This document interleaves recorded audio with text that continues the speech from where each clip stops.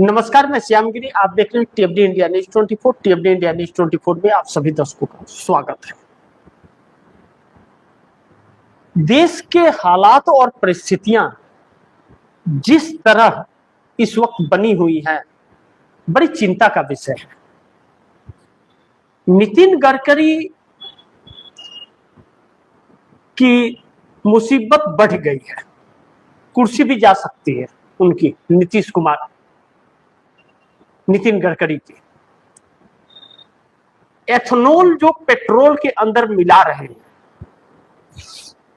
नितिन गडकरी, और गाड़ियां खराब हो रही हैं। E20, E30, E85, E90 तक की बात की जा रही है कि एथेनॉल होगा, और रेट पेट्रोल डीजल का बढ़ रहा है, मिलावट हो रही है, गाड़ियां सीज हो रही हैं। ऐसे में किसानों ने मोर्चा अनोखा खोला है। किसानों ने कहा कि हमारे दूध का रेट वही होगा, और E20 दूध मिलेगा, E30 दूध मिलेगा, E90 दूध मिलेगा।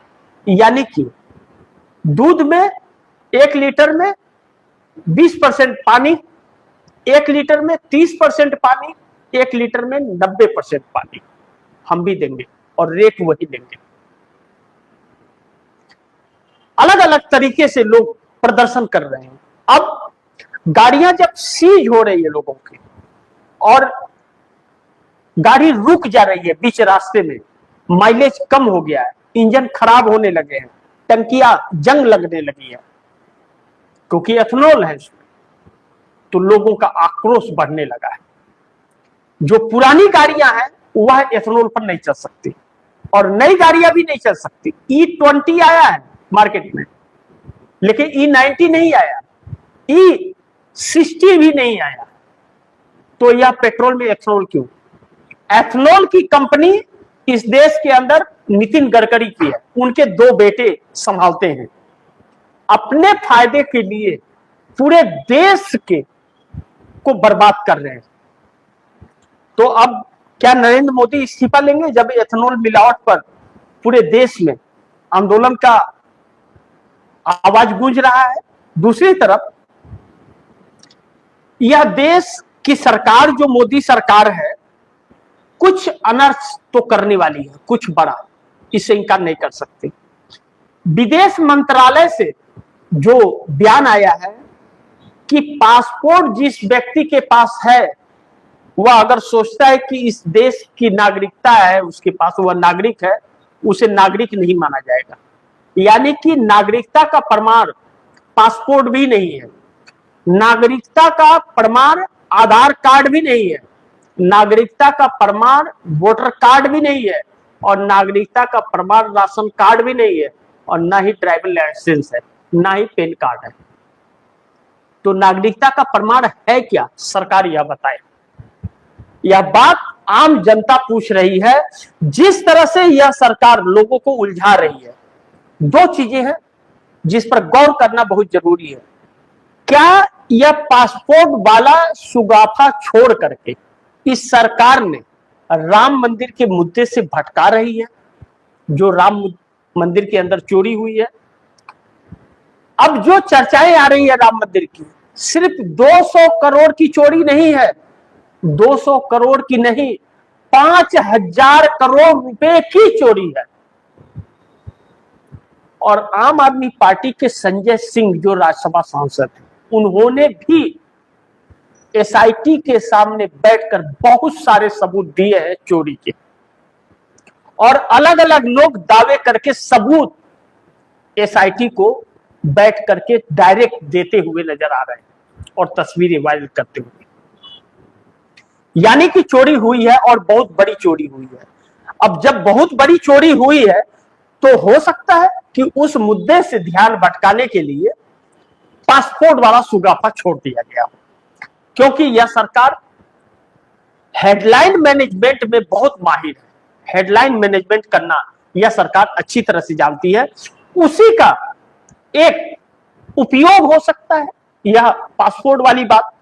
लेकिन अब जिस तरह से राम मंदिर जमीन घोटाला मध्य प्रदेश का, खुद CM फंसे हुए हैं, 162 एकड़ जमीन उज्जैन के अंदर, चंदाचोरी में चंपत राय, आरएसएस और भाजपा फंसी हुई है सरकार पूरा। लखनऊ से लेकर के नागपुर हेडक्वार्टर से लेकर के दिल्ली पीएमओ तक सबके तार जुड़ रहे हैं। तो ऐसे में क्या हम मान ले कि मोदी अब 100% चले जाएंगे? आखिर पीएम दफ्तर में अफरा तफरी का माहौल अचानक क्यों बन गया? क्यों बना? वजह क्या थी? वजह बड़ी साफ है कि इनके हिंदुत्व के चेहरे को पूरी तरह से खत्म कर रहा है राम मंदिर। और राम मंदिर जो आस्था से जुड़ी हुई चीजें थी, जिसे यह अपने वोटर्स के रूप में सिक्योर कर लिए थे, वह वोटर इनसे 100% निकलते हुए और इन्हें चोर कहते हुए नजर आ रहे। तो एक वक्त था जब विपक्ष ने भारतीय जनता पार्टी और मोदी को चौकीदार चोर है के बात कहा था, तो सब भाजपाइयों ने और अनभक्तों ने यह डीपी लगाना शुरू कर दिया कि मैं भी चौकीदार, मैं भी चौकीदार, मैं भी चौकीदार। अब कहें कि मैं भी चंदा चोर, मैं भी चंदा चोर, मैं भी चंदा चोर, कहे है दम? नहीं है। अब इनकी सांसें अटकी हुई हैं। सांसें अटकी हैं तो अनाप शनाप फैसले ये लोग लेते हुए नजर आ रहे हैं, जो बड़ी चिंता का विषय है। लेकिन क्या कहीं ऐसा यह हम सोच सकते हैं कि हो सकता है कि इस देश के लोगों का ध्यान को भटकाने के लिए यह छोड़ा गया कि अब पासपोर्ट में लोग बिजी हो जाए, उसमें चर्चा करने लगे राम मंदिर छोड़े, जिससे इनके हिंदुत्व को बहुत बड़ा चोट लग रहा है, वोट बैंक बहुत भारी मात्रा में खसक रहा है, तो इस पर ध्यान चला जाए।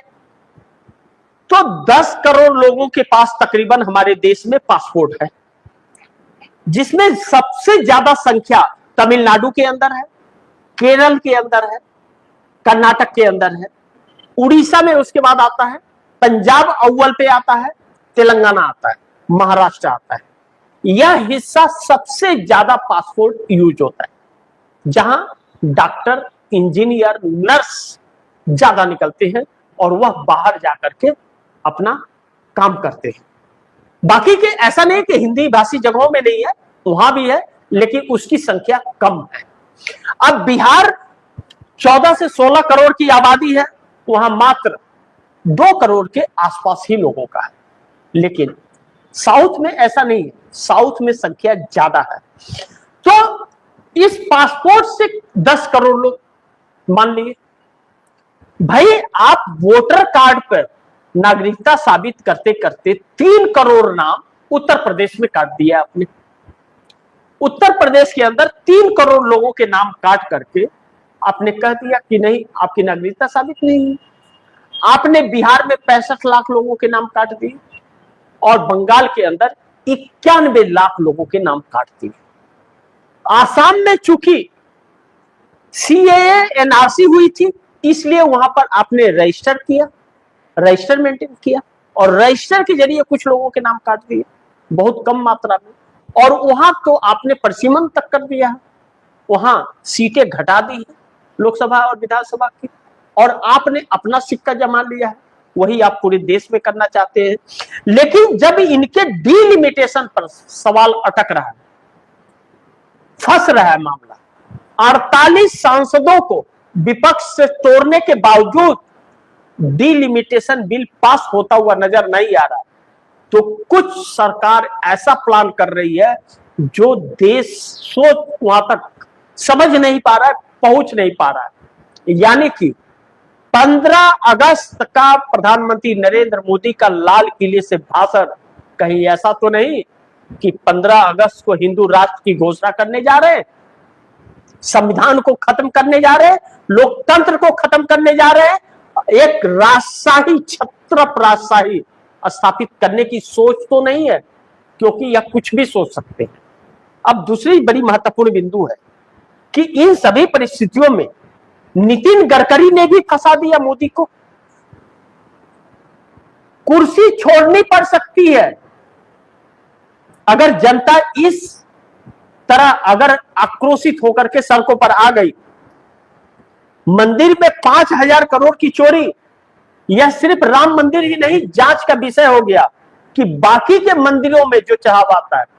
प्रधानमंत्री जाकर के उड़ीसा में जो त्रिशूल और डमरू घुमा रहे थे, हनुमान जी को जो पतंग उड़ा रहे थे, काशी में जाकर के जो नावों में गंगा में घूमते, और सभी की जमीनें लूटी छीनी जा रही है, मुआवजे नहीं दिए जा रहे हैं।